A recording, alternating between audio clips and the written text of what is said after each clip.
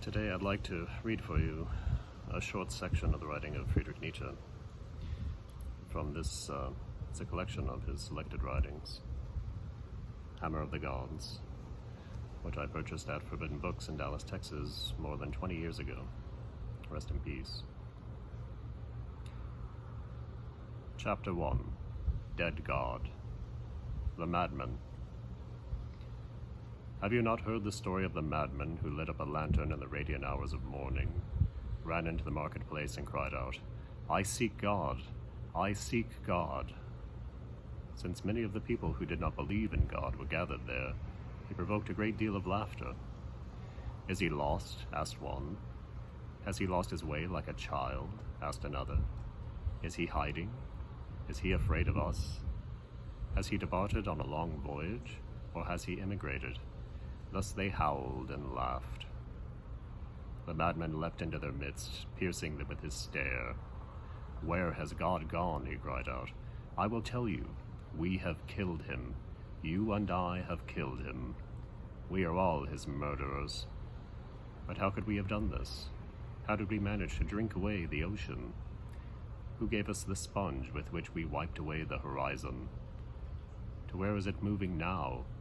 To where are we going? Running away from all suns?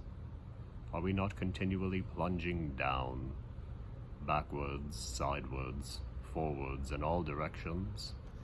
Does any up or down remain? Are we not drifting as through an infinite nothing? Who does not yet feel the icy breath of empty space? Is it not becoming ever colder? Do we not need to light fires in the morning? Do we still not hear the sound of the grave diggers who are busy burying God? Do we still not smell anything of divine putrefaction? Gods also decompose. God is dead. God will always stay dead, and we have killed him. How can we console ourselves, we, the murderers of all murderers? What was once holiest and mightiest of all in the universe has bled to death under our knives. Who will wipe away his blood? With what kind of water may we clean ourselves? What festivals of atonement, what sacred games shall we have to invent? Is the enormity of this murder too great for us? Must we not ourselves become gods merely to seem worthy of it? There has never been a greater deed, and those who are born after us for the sake of this deed will belong to a higher history than all history up until this moment. With that, the madman became silent and contemplated his listeners again, and they too fell silent and stared at him in shock.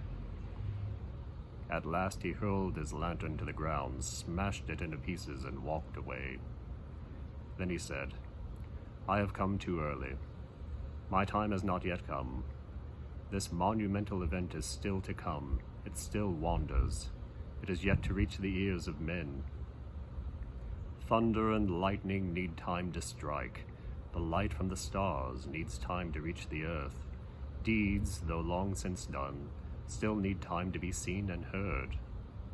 This deed is still even further from them in the distance than the most distant stars, and yet they have done it themselves." It was told further that later that day, the madman forced his way into several churches and struck up his Requiem Aeternam Deo. Dragged out and forced to account for himself, he is always said to have offered nothing more in reply than, "What in the end are all these churches if they are not the graves and sepulchres of God?" Oh, my brothers, when I told you to destroy the good and shatter the law tablets of the good, only then did I set humanity sailing on its furthest oceans. It is now that the great horror, the great prospect, the great affliction, the great loathing, the great sea-sickness arrive. The good taught you to believe in false shores and false security. You are born into and held captive in the lies of the good. Everything has been twisted and warped down to its core by the good. But he who first landed upon the territory of man also discovered the oceans of human future. Now you shall all be sailors, brave, patient voyagers. The sea is stormy. Everything is at sea. What of fatherlands? Our helm points out in the distance. It wants to sail away, far, far away, out to where the land of our children lies. After Buddha was dead, his shadow was still shown to be lingering for centuries in a cave. A colossal, grotesque shadow. God is dead.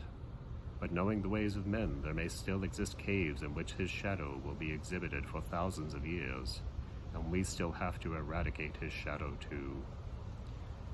If the idea of God is eradicated, so too must all be the feeling of sin as a transgression against divine precepts, as a contamination of a creature otherwise consecrated to God.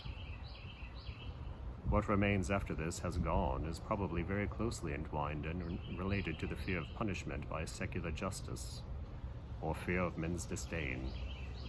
But discontent caused by a pang of conscience, the sharpest sting of all in the experience of guilt, is aborted at its source when one realizes that regardless of whether or not one's actions may have transgressed human tradition, human laws, human regulations, one has still not jeopardized the eternal salvation of the soul and its relation to the divinity. When man finally succeeds in convincing himself intellectually that all actions are unconditionally necessary and utterly irresponsible, and he embeds this conviction in his flesh and blood, then all vestiges of the pang of conscience vanish too. When in love with a woman, we easily begin to nurture a kind of hatred resulting from all of the repulsive natural functions to which any woman is subject. We would rather not think of all this, but in a moment when our soul touches upon these matters, it shrugs and regards nature with scorn. We feel affronted. Nature appears to defile our processions with the filthiest of hands. At this point, we refuse to pay any attention to physiology and secretly decree, I will hear no more about the fact that a human being is something more than soul and form. For all lovers, the human being beneath the skin is an unspeakable horror, a blasphemy against God and love. Just as lovers feel about nature and natural functions, so every worshipper of God and his holy omnipotence felt in the past all that has been said about nature by astronomers, geologists, physiologists, or physicians, he took to be a defilement of his most prized possessions, and as such, an attack, and a very shameless attack at that. Even the term natural law to him had all the resonance of an assault against God, and he would really have preferred to see all of mechanics derived from acts of a moral or arbitrary will. But since nobody was able to perform this service for him, he ignored nature and mechanics as far as he was able and lived in a dream. Oh, how these men of the past knew how to dream without even finding it necessary to fall asleep. And how we modern men still master this art all too well.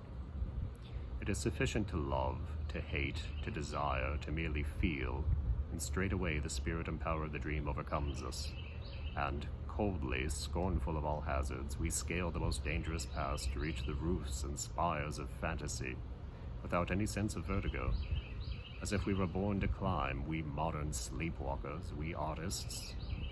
We ignore what is natural. We are starstruck and besotted with God. We roam, motionless as death, yet still awake, on heights that we do not see as heights, but as plains, as our safety. When water has boards thrown over it so that it may be walked upon, the gangways and railings stretch across the river. He who says everything is in flux is not believed by anyone. Even idiots contradict him. What was that, say the idiots? Everything is in flux, but boards and railings lie over the stream. Over the stream, everything is fixed in place. All the values of things, the bridges, the concepts, all good and evil, all are fixed in place. But when the hard winter arrives, the tamer of bestial streams, then even the cleverest among men learn distrust. From then on, it is no longer only the idiots who say, is it not true that everything is meant to stand still? Fundamentally, everything stands still. This is the true doctrine for the winter, made for infertile seasons, made for hibernators. Fundamentally, everything stands still. but the thawing wind demonstrates the reverse. The thawing wind is an ox, and not an ox that plows fields, to be sure. It is a raging ox, a destroyer that breaks ice with its furious horns, and even ice itself breaks gangways. Is it not true, my brothers, that everything is now in flux? Do you not see how all railings and gangways have fallen into the water and have amounted to nothing? Who is still able to grasp after good and evil? Woe to us, and hail to us the thawing wind blows. Cry this out on every street, O my brothers. Thank you.